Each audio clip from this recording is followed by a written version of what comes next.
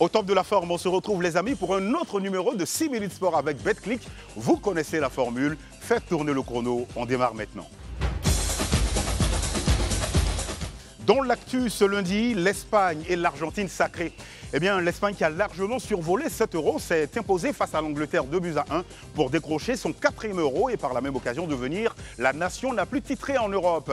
Et puis quant à l'Albi Céleste Argentine, elle a battu les Cafeteros 1-0 en prolongation grâce à Lautaro Martinez pour conserver son titre.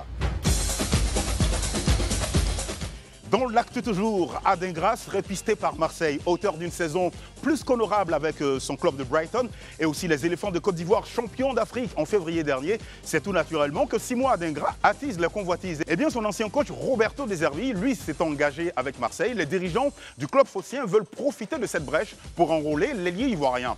Eh bien, nos regards sont, eux, tournés vers la Canebière pour voir exactement ce qu'il s'y passera. Dans l'actu pour terminer, affaire Femafoot Amari Traoré, la situation se tend davantage. Il y a quelques semaines, la Fédération malienne de football suspendait à titre conservatoire le capitaine des Aigles Amari Traoré pour avoir tenu une tribune sur les réseaux qui dénonçait la mauvaise gestion de la Fédé. En fin de semaine dernière, des joueurs de l'équipe nationale sont montés au créneau via un communiqué appelant à l'annulation immédiate de la suspension, faute de quoi ils s'éloigneraient de l'équipe nationale, car selon eux, ce n'est pas seulement Amari Traoré qui a signé cette tribune, mais c'est plutôt toute l'équipe. À l'affiche maintenant, Euro U19, France-Turquie pour bien se lancer. Même si tous les championnats sont en vacances en ce moment, il n'empêche que le foot continue sur le vieux continent.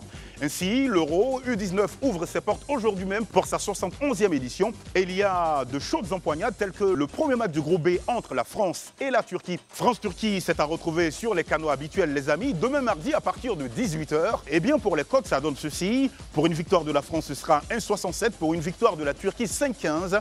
Et pour un match nul, ce sera 3,50.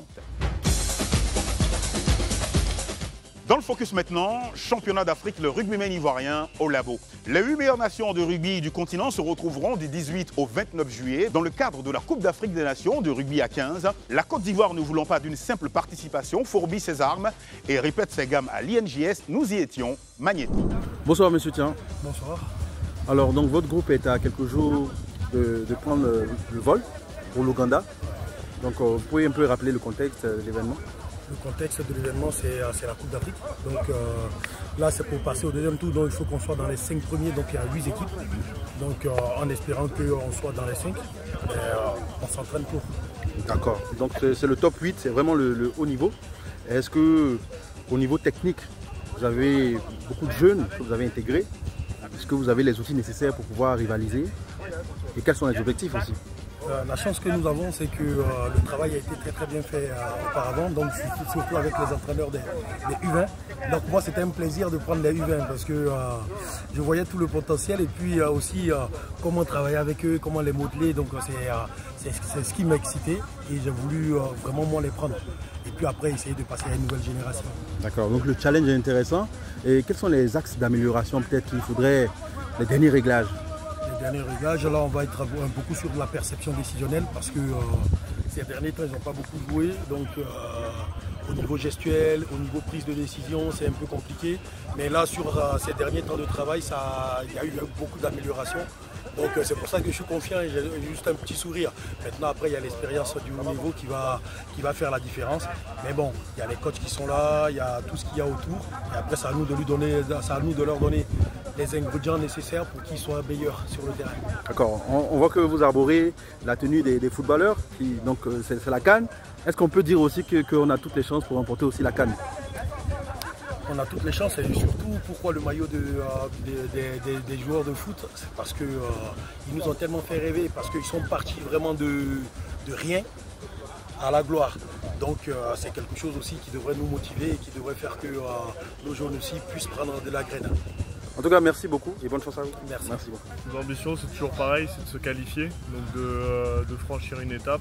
Donc on apprend que dans le tournoi, c'est le dernier qui redescend. Donc nous, on va espérer ne pas finir dernier.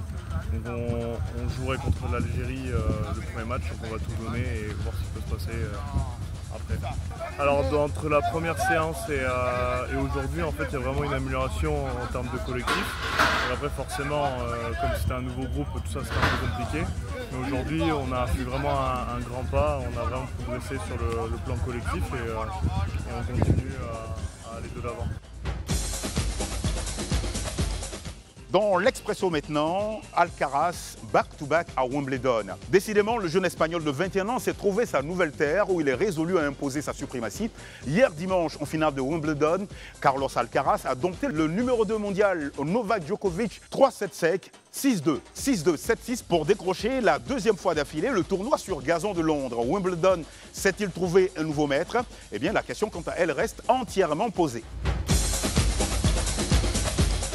Voilà les amis, c'est ici qu'on s'arrête pour ce soir. Rendez-vous vendredi prochain dès 18h50. D'ici là, gardez le rythme et surtout, n'oubliez pas d'être heureux. Salut!